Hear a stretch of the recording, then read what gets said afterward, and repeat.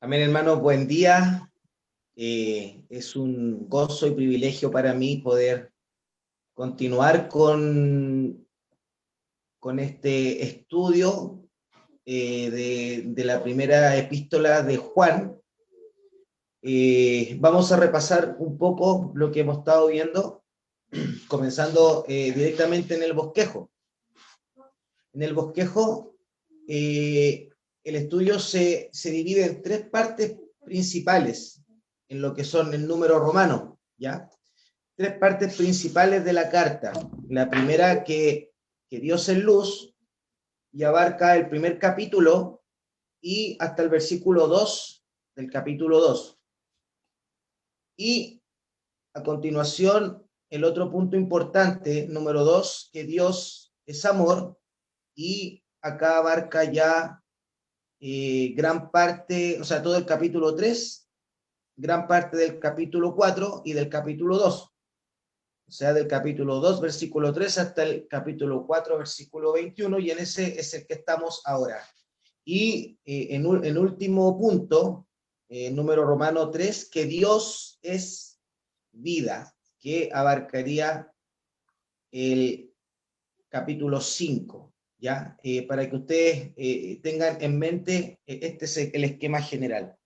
Cuando vimos el primero, vimos el primer número romano, que Dios es luz, vimos en la letra A la introducción o el prólogo del apóstol en los primeros dos versículos. Y a continuación, la letra B, estuvimos estudiando de cómo los hijitos pueden tener comunión con Dios, ¿ya? En esta letra B, nosotros vimos tres aspectos importantes que nos ayudan a entender y a vivir de cómo nosotros podemos tener comunión con Dios. El número uno, pastor, ¿puede avanzar, por favor? El número uno tiene que ver con andar en luz. Ya desde el versículo 3 al 7 vimos cómo es que el apóstol Juan nos indica la manera de andar en luz. ¿Ya? También el número 2, al confesar los pecados, ya que vimos la importancia de confesar los pecados, y ahí el versículo tan, digamos, importante para nosotros que sabemos de memoria, ¿cierto?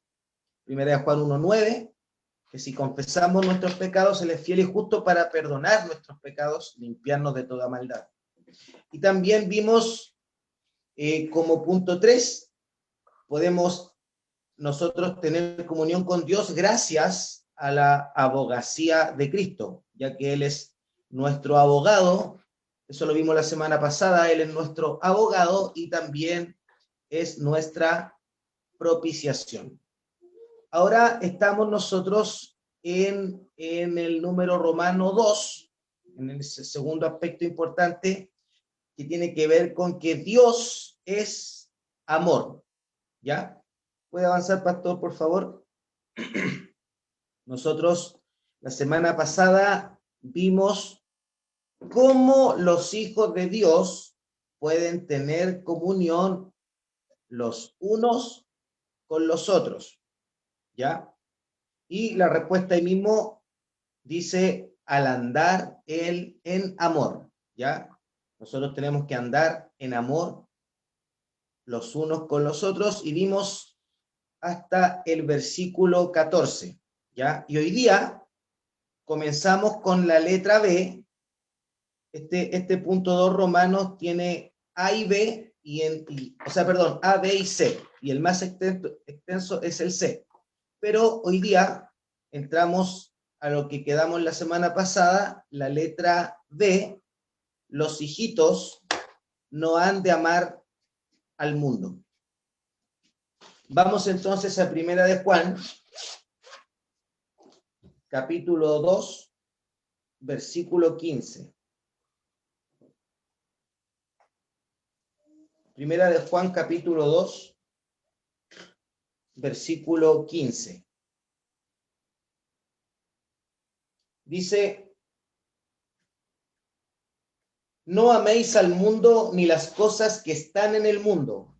si alguno ama al mundo, el amor del Padre no está en él. Este es el primer versículo entonces de la letra B, donde los hijitos, nosotros, los hijos, los cristianos, los creyentes, los discípulos del Señor, no debemos amar al mundo. Aquí aparece la palabra mundo, que en griego es cosmos, ¿ya? Mundo acá igual cosmos, significa creación. El mundo puede ser la creación, puede ser el orden, también puede ser el sistema. Bien podría tener uno de los tres significados siguientes de lo que significa la palabra mundo. Por ejemplo, la creación material, esto es la creación de la tierra. Efesios 1:4, ¿qué dice?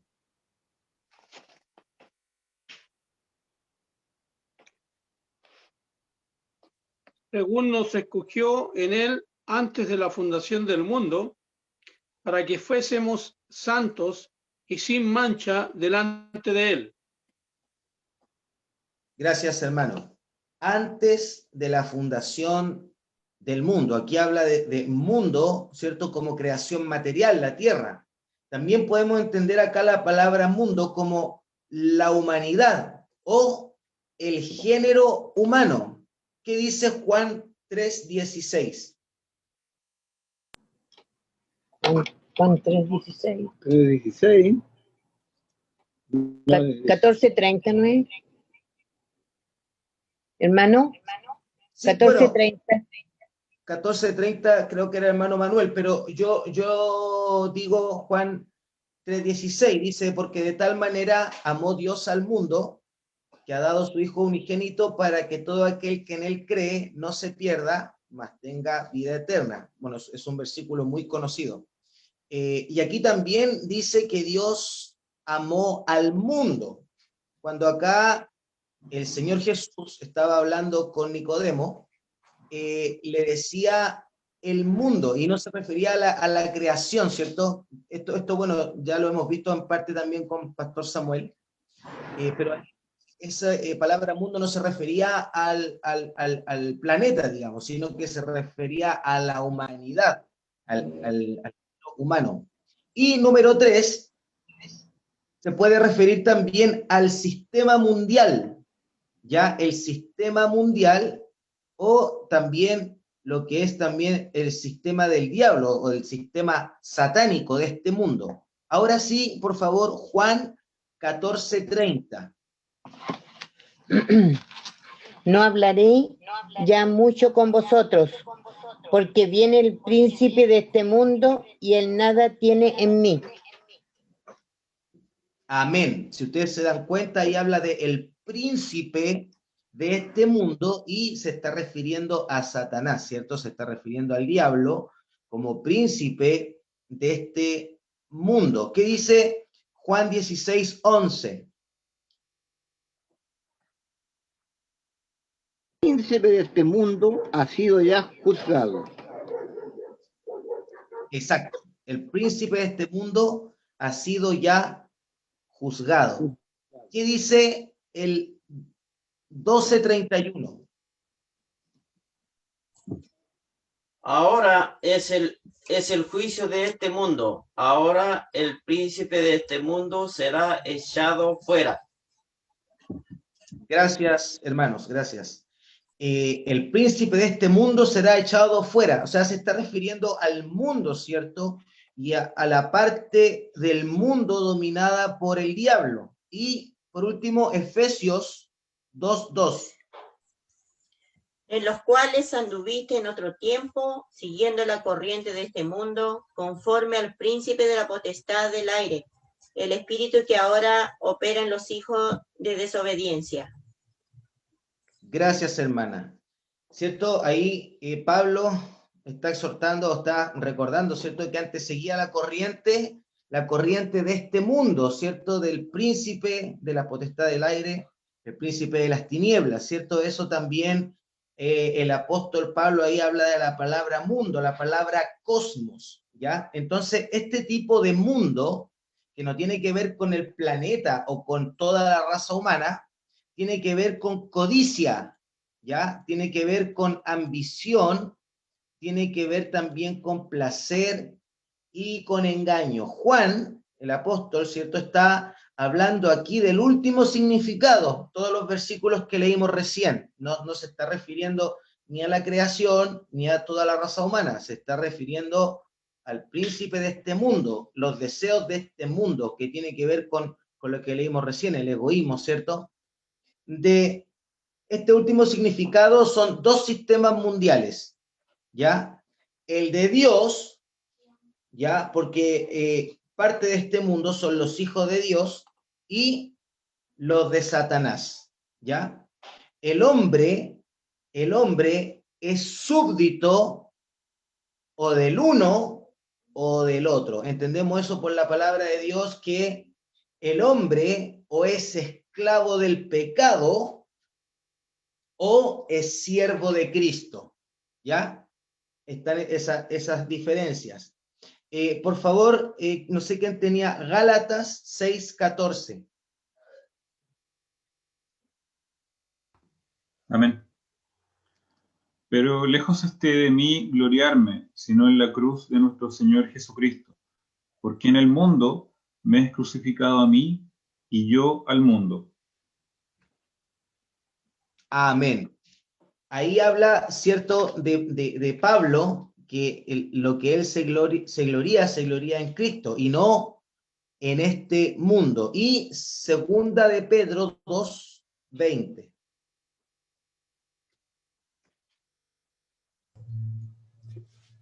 Ciertamente, si habiéndose ellos escapado de las contaminaciones del mundo, por el conocimiento del Señor y Salvador Jesucristo, enredándose otra vez en ellas, son vencidos, por su postrer estado viene a ser peor que el primero. Fíjese lo que dice acá el apóstol Pedro, que en un tiempo, ¿cierto?, estuvieron en el mundo y ahora conocen a Cristo.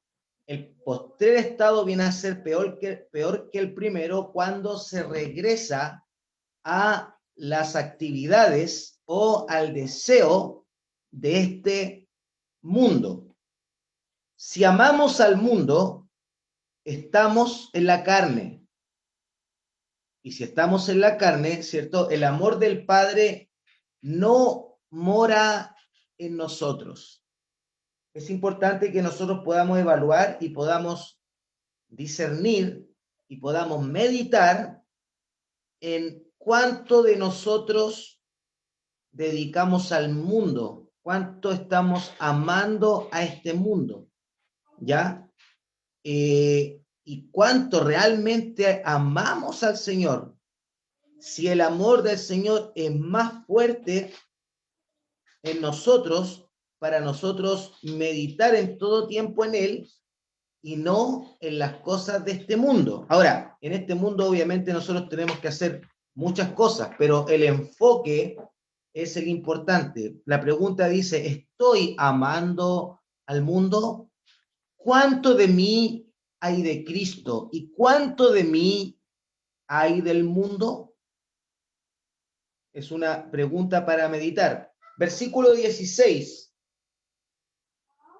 de Primera de Juan 2 dice, porque todo lo que hay en el mundo, los deseos de la carne, los deseos de los ojos y la vanagloria de la vida, no proviene del Padre, sino del mundo. Acá habla de tres cosas que hemos visto anteriormente en otros estudios, pero lo voy a recalcar nuevamente, habla de los deseos de la carne. Y siempre vemos el ejemplo de Eva, ¿cierto?, en el huerto del Edén. Eva vio que el árbol era bueno para comer, o sea, iba a satisfacer su carne, ya que ella, al ver el fruto, se dio cuenta que era bueno para comer. También habla de los deseos de los ojos. Dice la Escritura que Eva vio que el árbol era agradable a los ojos. O sea, aparte de que sintió el deseo, digamos, de comerlo, ¿cierto? Para saciar el deseo de la carne, también se ve acá el deseo de los ojos, que Eva vio que el árbol era agradable a sus ojos. Y también, ¿cierto? La vanagloria de la vida que expresa acá el apóstol Juan. Eva, dice la escritura, que Eva vio que el árbol era codiciable. ¿Codiciable para qué? Codiciable para alcanzar sabiduría. ¿Ya? Sería rico que alguien nos dijera, mira, tú comes este fruto y comiendo este fruto vas a poder entender muchas cosas. Vas a poder tener conocimiento como médico, abogado, como arquitecto. Uy, sería entretenido comerme algo y poder tener mucha sabiduría. Sería realmente algo codiciable, ¿cierto? Para nosotros. Quizá eso fue lo que pensó Eva. Yo voy a comer ese fruto y voy a alcanzar un nivel de conocimiento mayor. Entonces, la vanagloria de la vida nos lleva, ¿cierto?, a desear estas cosas y muchas veces invertir mucho tiempo más del que deberíamos para alcanzar estas cosas, y importante también no dar la gloria a Dios, porque cuando nosotros, el Señor nos pone en nuestro corazón a hacer algo para su gloria con un propósito correcto, ya no es vanagloria, sino que es gloria para Dios, que es así una gloria verdadera. Una gloria vana es la que queremos nosotros, porque es sin sentido. Algo vano es algo sin sentido, vana gloria. Versículo 17 dice, y el mundo pasa, fíjese hermanos, todo lo que podemos desear en este mundo, todas las cosas que nosotros quisiéramos tener y por las cosas que nos pudiéramos afanar, el apóstol acá dice, el mundo pasa y sus deseos, pero el que hace la voluntad de Dios permanece para siempre. Este sistema mundial del que hablábamos, ¿cierto? Del cosmos, de este mundo, de la vanagloria de la vida, ¿cierto? De todo lo que es vano, este sistema mundial está pasando. Entonces, en esto conoceremos al verdadero Hijo de Dios, al verdadero convertido, al que pone a Dios en primer lugar y no, como dice el título, no amamos este mundo. ¿Ya? Versículo 18 dice, hijitos, ya es el último tiempo, y según vosotros oísteis que el anticristo viene. Así ahora han surgido muchos anticristos. Por esto conocemos que es el último tiempo. Imagínense, hermanos, lo que Juan está diciendo aquí, que en ese momento, estamos hablando cercano al año 100 después de Cristo. Y él ya estaba planteando en esta carta que habían venido muchos anticristos. Imagínense si había muchos anticristos en ese tiempo, imagínense ahora. ¿Ya? Vamos a leer las notas. Dice, un día, ¿cierto?, viene un hombre que dirigirá el sistema del anticristo. Él es el anticristo, ¿cierto? Estamos hablando del Apocalipsis, menciona a un anticristo en forma particular. Pero aquí también, Juan, ¿qué es lo que dice? Anticristo, como definición, es contra Cristo, o sea, una negación de Cristo. Hoy día hay muchas falsas religiones y sectas que son anticristo, ¿ya? Pueden ponerle nombres muy lindos, ¿cierto? Pero son anticristo. O también una imitación de Cristo, o sea, un fingimiento. Un Cristo imitado, un Cristo que no es el verdadero. Estas dos definiciones de anticristo es lo que significa, ¿cierto? Lo que acabamos de ver, lo que significa anticristo. Muchos han aparecido en la historia del mundo, muchos anticristos. Acá yo les voy a mencionar algunos para que ustedes puedan tener en mente, ¿ya? Por ejemplo, con lo que estaba lidiando el apóstol Juan, los gnósticos, ¿ya? Los gnósticos afirman, que son los seguidores de Carpócrates, que Jesús era hijo de José y que nació como los demás hombres. O sea, ellos dicen que Jesús fue engendrado a través de José y María, ¿ya? No por obra del Espíritu Santo. Los gnósticos son un tipo de anticristo, ¿ya? No reconocen la deidad de Cristo. Hay un texto de Ireneo que dice tan solo humano, ¿cierto? Hay una cita acá, dice, en el año 15 del imperio de Tiberio César, escuche, dice, Dios bajó a Capernaum, no nacido de madre. O sea, aquí lo que está diciendo él, que Dios bajó, pero no a través del nacimiento de María, ¿ya? Dios bajó a Capernaum, no nacido de madre, y enseñó. Esto está en el prólogo del Evangelio de Marción, ¿ya? También está negando la forma que dice la Escritura y de la profecía que iban a ser a través de una virgen. Aquí él dice que bajó del cielo y enseñó. O sea, que no nació, sino que bajó adulto, una cosa así, ¿ya? También tenemos los maometanos. Los maometanos, ¿cierto? Los seguidores de Mahoma. Se les menciona a los maometanos. ¿Qué es lo que tienen ellos puesto en su escrito? Dice, en verdad, Cristo Jesús, hijo de María, dice, es apóstol de Dios. Y dicen ellos, ¿cierto? En esa escritura que ellos tienen, no digáis, hay tres dioses. Dios no es sino un solo Dios. Lejos de él, que él tenga un hijo. Esto está en el Corán, ¿ya?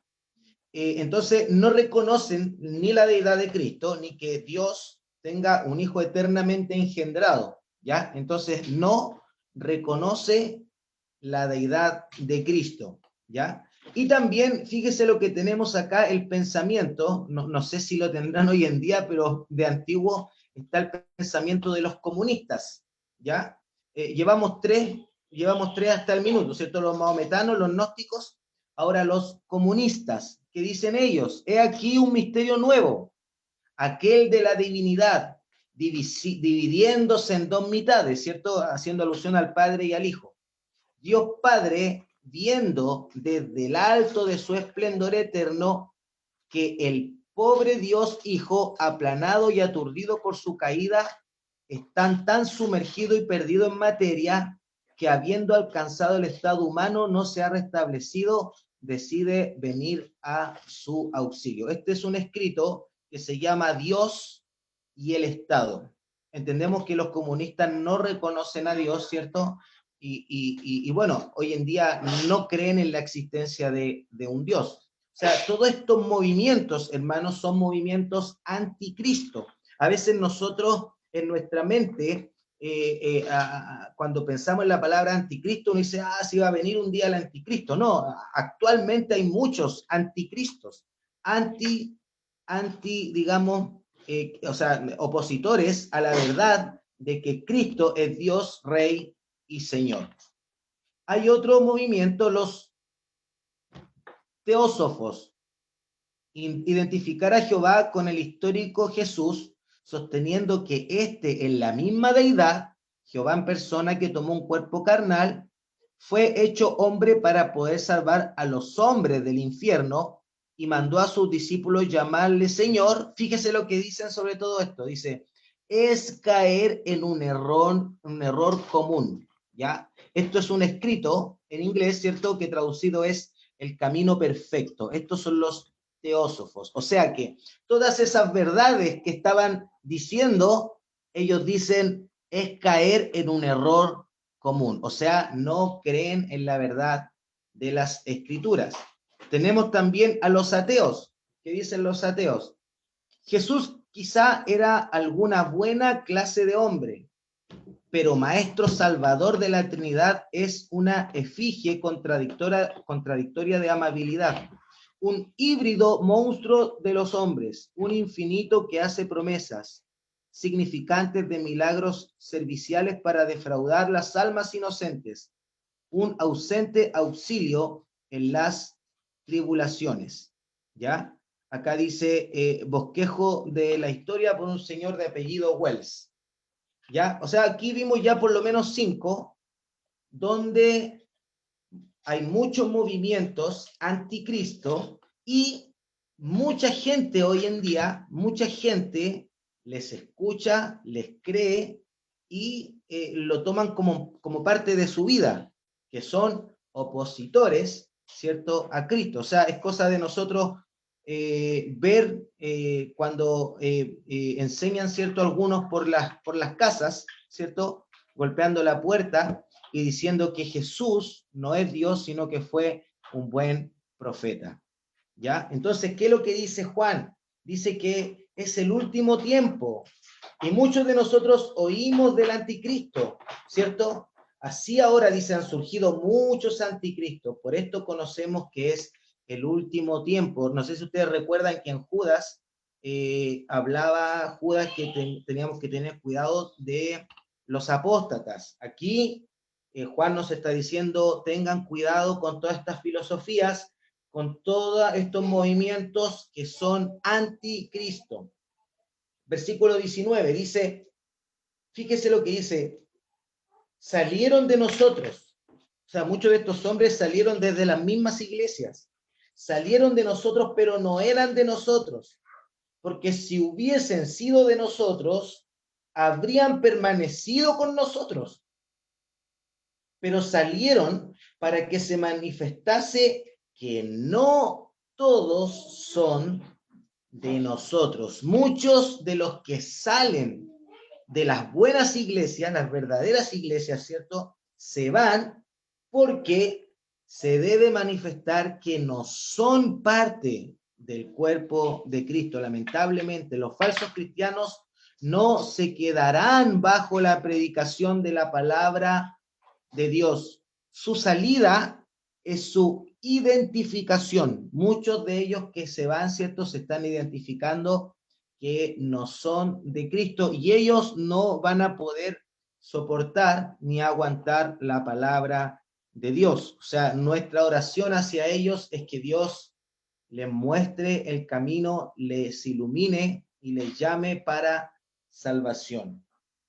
Versículo 20, fíjese lo que dice el apóstol de los verdaderos creyentes. Dice, pero vosotros tenéis la unción del Santo y conocéis todas las cosas. Mire lo que está diciendo, que nosotros tenemos la unción del Santo. ¿A qué se referirá con la unción del Santo? Veámoslo. Dice acá, y da por hecho, ¿cierto?, que la unción del Santo es el Espíritu Santo. Nosotros tenemos al Espíritu Santo. Él es el maestro del creyente. ¿Qué dice Juan 16, 12 al 15?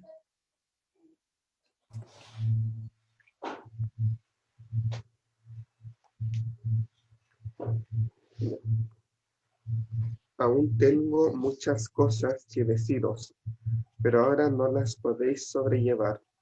Pero cuando venga el Espíritu de verdad, Él os guiará a toda la verdad, porque no hablará por su propia cuenta, sino que hablará todo lo que oyere, y os hará saber las cosas que habrán de venir. Él me glorificará, porque tomará de lo mío y os lo hará saber. Todo lo que tiene el Padre es mío, por eso dije que tomará de lo mío y os lo hará saber. Gracias. Gracias, hermano David. Acá el Señor Jesús hablando, sí, ¿cierto? El Señor Jesús hablando, dando a entender de la venida del Espíritu Santo, que Él mismo, fíjese que dice que Él mismo vendrá a nosotros, o sea, Él como Dios, ¿cierto? El Espíritu Santo es parte de Dios. Cristo es parte de Dios, el Padre es parte de Dios, y Él mismo a través del Espíritu Santo haría morada en sus hijos, ¿cierto? Y dice que por eso nosotros podemos conocer las cosas, por el Espíritu Santo. Recordemos que, hermanos, que el hombre natural o el hombre que no tiene el Espíritu Santo no percibe las cosas que son del Espíritu, porque para él son locura, ¿cierto? Y dice también, se han de discernir espiritualmente. Nosotros podemos tener entendimiento gracias al Espíritu Santo en nuestros corazones. ¿Qué dice el número 21, el versículo 21? Dice, no os he escrito como si ignoraseis la verdad, sino porque la conocéis y porque ninguna mentira procede de la verdad. ¿Ya? El propósito de Juan no es darles algo nuevo. Ellos conocen el Evangelio. Las personas que recibieron esta carta de parte de Juan, Juan dice, ustedes conocen el Evangelio, ¿cierto? Por eso él les escribe no como ignorancias, no le estaba dando, digamos, alimento leche, ¿cierto? Sino alimento sólido, porque ellos conocían la verdad, porque ellos tienen al Espíritu Santo. De esa forma él le está escribiendo. El versículo 22 dice, ¿quién es el mentiroso? ¿Quién es el mentiroso? Sino el que niega que Jesús es el Cristo. Este es anticristo, el que niega al Padre y al Hijo. Qué hermoso, hermanos, este versículo tan claro acerca de nuestro Señor. Mentiroso es el que niega que Jesús es el Cristo. Mentiroso es el que niega que Jesús es el cumplimiento de la promesa. Ese es un mentiroso, ese es un anticristo. Nosotros prendemos la tele, hermano, y escuchamos al anticristo.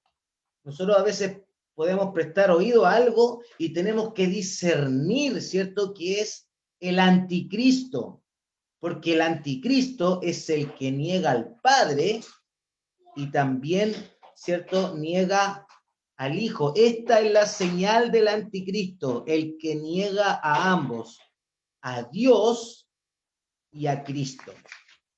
¿Qué dice el número 23? Todo el que niega al Hijo tampoco tiene al Padre. El que confiesa al Hijo tiene también al Padre. Usted no puede negar al uno sin negar al otro. Usted, hermano, conoce el misterio de la piedad. ¿Alguien recuerda cómo comienza el misterio de la piedad? Voy a esperar 5 segundos si alguien abre el micrófono y me dice cómo comienza el misterio de la piedad. Dios fue manifestado en carne. Amén. Muchas gracias. Muchas gracias, hermano Germán. Gracias, hermano Germán. Dios fue manifestado en carne. Y ahí habla muchas cosas hermosas, ¿cierto? Lo que es el misterio de la piedad, ¿cierto? Vamos a ir para poder verlo en 1 Timoteo 3:16. No sé quién tiene 1 Timoteo 3:16. Amén. E indiscutiblemente grande es el misterio de la piedad. Dios fue manifestado en carne, justificado en el Espíritu, visto de los ángeles, predicado a los gentiles, creído en el mundo, recibido arriba en gloria. Amén. Gracias, hermana. Imagínense, incluso dice el contexto. El contexto dice, para que si tardo sepas cómo debes conducirte en la casa de Dios, que es la iglesia del Dios viviente, columna y baluarte de la verdad, ¿ya? Entonces, indiscutiblemente grande es el misterio de la piedad. Dios fue manifestado en carne, justificado en espíritu, ¿cierto? Y todo lo que mi hermana acaba de leer. Esto, cuando yo meditaba en esto, recordaba la canción, ¿cierto?, de la cruz de amor, cuando dice que para el hombre esto no tiene lógica aparente, sino que confunde al pensador, ¿cierto? Este gran misterio, este hermoso misterio de la piedad, que Dios fue manifestado en carne. Meditemos en esto y lo hermoso que es, ¿cierto?, lo que el Señor hizo, y cuántos anticristos andan por ahí diciendo lo contrario, lo que no es bíblico, los que no tienen al Espíritu, por los cuales también debemos rogar que el Señor les llame para arrepentimiento y perdón de pecado. Versículo 24, ¿qué dice 1 Juan 2, ahora en el versículo 24. Lo que habéis oído desde el principio, acá de nuevo habla de un principio. Recuerdan que Juan, al iniciar el capítulo 1, dice lo que era desde el principio, refiriéndose al principio del ministerio de Jesús, no al principio de la creación del mundo, ¿cierto? Entonces lo que dice Juan acá también, lo que habéis oído desde el principio, permanezca en vosotros. Si lo que habéis oído desde el principio permanece en vosotros, también vosotros permaneceréis en el Hijo y en el Padre. ¿Ya? Si la palabra no mora en un cristiano profesante, eventualmente él se desviará de la verdad. ¿Ya? La palabra tiene que morar en un cristiano. Y todos ellos, los que oyeron desde el principio, y de hecho Juan mismo que vivió con el Señor, todas esas palabras, todo lo que ellos habían, como dice el primer versículo, habían oído, habían visto, ¿cierto? Lo que palparon sus manos, todas estas cosas, desde el principio, tiene que permanecer en vosotros. O sea, la palabra de Cristo debe permanecer en nosotros. Y si esto sucede, nosotros también podemos permanecer en el Hijo y en el Padre, ¿ya? Versículo 25 dice, 25, leo 25 y 26, dice, y esta es la promesa que Él nos hizo, la vida eterna. Amén, ¿cierto? Esa es la promesa que Él nos hizo, la vida eterna.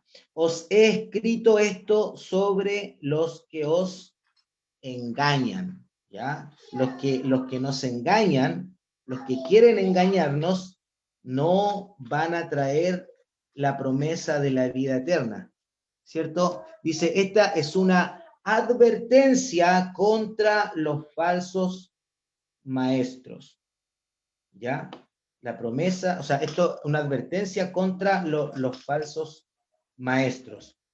Versículo 27 dice, pero la unción, habla nuevamente acá de la unción, ya del Espíritu Santo, pero la unción que vosotros recibisteis de Él permanece en vosotros. Amén, por eso el Espíritu Santo permanece en nosotros.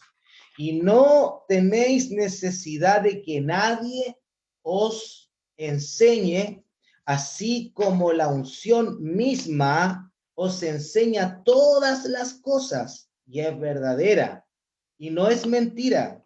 Según ella os ha enseñado, permanecer en él. Hermano, este es un versículo que en algunas denominaciones es pero muy mal interpretado. Muy mal interpretado, ¿ya? Y vamos a verlo por qué. Porque dice, ¿qué dice este versículo? Lo voy a leer de nuevo, un poquito más rápido. Dice, pero la unción que vosotros recibisteis de Él permanece en vosotros, ¿cierto? O sea, el Espíritu Santo. Y no tenéis necesidad de que nadie os enseñe, así como la unción misma os enseña todas las cosas y es verdadera y no es mentira, según ella os ha enseñado, permaneced en él. O sea que no necesito que nadie me enseñe porque tengo el Espíritu Santo. Esa, hermanos, es una interpretación errónea. ¿Qué dice este versículo? Está diciendo que no necesitamos ningún maestro ni guía para aprender la sabiduría de Dios. ¿Eso está diciendo acá el apóstol Juan? Eso sería inconsecuente con Efesios 4, 11 al 12. ¿Quién lo tiene? Ahora sí. Amén, hermano. Y él mismo constituyó a unos apóstoles, a otros profetas, a otros evangelistas, a otros pastores y maestros, a fin de perfeccionar a los santos para la obra del ministerio, para la edificación del cuerpo de Cristo. Muchas gracias, hermana. O sea que el apóstol Pablo está diciendo algo y ahora el apóstol Juan está contradiciendo, ¿cierto? Eso lo podemos ver acá. Claro que no, ¿cierto? Acá el apóstol Pablo en Efesios está diciendo que nos dio pastores, nos dio maestros para perfeccionar a los santos para la obra del ministerio, ¿cierto? Para edificación del cuerpo de Cristo. Todo cristiano debería guardarse cuidadosamente de la mala interpretación de este pasaje. El Espíritu Santo ha dado a muchos el don de la enseñanza, y eso lo podemos ver en Romanos 12, 6 al 7.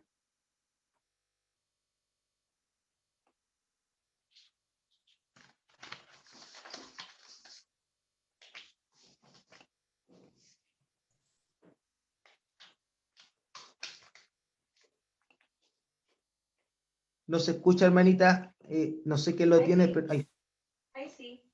Romanos 12, 6 al 7 dice, de manera que, teniendo diferentes dones según la gracia que nos es dada, si el de profecía, úsese conforme a la medida de la fe, o si de servicio, en servir, o el de enseñanza, en la enseñanza, y el que exhorta, en la exhortación, el que reparte con liberalidad, el que preside con solicitud, el que hace misericordia con alegría. Muchas gracias, hermana Alejandra.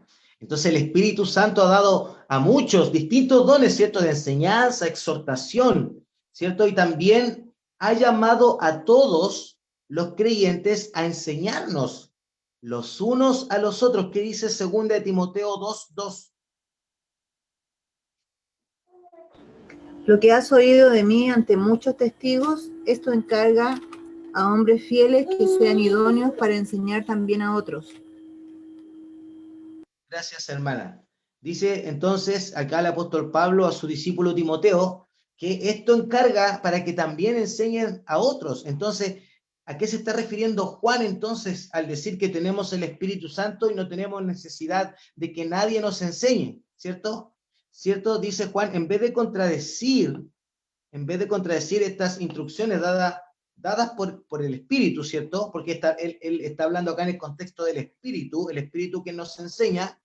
En vez de contradecir las instrucciones dadas por el Espíritu, Juan estaba hablando aquí de herejes, ¿cierto? De los anticristos, que desviaban a la gente. Este pasaje no da permiso general que todos hagan lo que quieren con la Biblia, ¿ya? Más bien está reafirmándonos que podemos saber la diferencia entre herejía y verdad respecto al Evangelio de Cristo, ¿cierto? De hecho, aquí mismo en 1 Juan 2:22 dice, ¿quién es el mentiroso? Sino el que niega que Jesús es el Cristo, este es el anticristo. A eso se estaba refiriendo el apóstol Juan, no a que no vamos a tener un pastor que nos enseñe o algún maestro que nos enseñe o que vamos a ir a algún seminario o retiro, ¿cierto? Para aprender, no significa eso, ¿cierto? Significa que el Espíritu Santo nos muestra y nos da la alerta cuando escuchamos una enseñanza del anticristo, ¿ya? Voy a terminar con esto, hermanos, lo último para finalizar. Dice, esta no es una garantía absoluta de interpretación correcta para cada versículo en la Biblia, ¿cierto? Muchas personas sinceras usan mal este pasaje de 1 Juan 2:27 para justificar su falta de estudio y aprendizaje. ¿Por qué? Porque no sé si usted ha escuchado que algunos dicen, no, yo me guío por el Espíritu nomás, no me enseñe, yo abro la Biblia y que el Espíritu me diga. Bueno, eso está, digamos, en contradicción a lo que enseñaba Pablo, ¿cierto? Que dice, entre ustedes deben aprender, deben enseñarse, y también puso pastores, maestros, y puso dones también para que podamos aprender. Dice, y luego proceden a malinterpretar las Escrituras cuando sencillamente abren sus Biblias y dejan que el Espíritu Santo les diga lo que significa, ¿ya? Esa actitud ha llevado a muchos al error, y es precisamente esa clase de error para el cual el movimiento carismático se ha vuelto un campo fértil, ¿ya? El movimiento carismático mueve masas, lamentablemente, por el error de no interpretar bien las Escrituras y, en el fondo, hablar lo que la gente quiere escuchar y no lo que realmente la gente necesita, no realmente lo que es el Evangelio de Cristo. Voy a leer solamente 28 y 29 y con esto damos término a la enseñanza del día de hoy. Dice, y ahora, hijitos, permaneced en él, para que cuando se manifieste Cristo, ¿cierto?, tengamos confianza, para que en su venida no nos alejemos avergonzados. El Señor nos libre, ¿cierto?, de alejarnos de él avergonzados cuando él venga. Si sabéis que él es justo, sabed también que todo el que hace justicia es nacido de él. Estos versículos los vamos a leer nuevamente la próxima clase y vamos a repasar también un poquito el resto y vamos a dar su explicación. Oremos al Señor para concluir. Padre Santo, gracias, Señor, por su palabra. Gracias, Señor, que usted nos ha ido mostrando un poquito más, Señor, sobre esta epístola. Ruego que usted nos dé sabiduría, nos dé su gracia para poder ser guiados por su Espíritu Santo, también para ser también oidores cuando escuchemos, Señor, las enseñanzas y podamos, Señor, discernir a aquellos anticristos, Padre, que no creen en su deidad, que no creen, Señor, en la Trinidad, para que podamos, Señor, estar atentos, para que podamos, Señor, tener en nuestra mente, en nuestro corazón, defensa con mansedumbre y reverencia, Señor. Siempre con el anhelo de obedecer a su mandato de predicar su palabra a todas las naciones, Señor, y también, Padre, poder ser luz a este mundo, Señor. Gracias por su misericordia, gracias por sus bendiciones. Bendiga este día, Padre, que podamos, Señor, andar en el Espíritu, Señor, y también bendiga desde ya el culto a la tarde, Padre Santo. Gracias por todo, los méritos de nuestro Señor y Salvador Jesucristo. Amén. Pastor Samuel.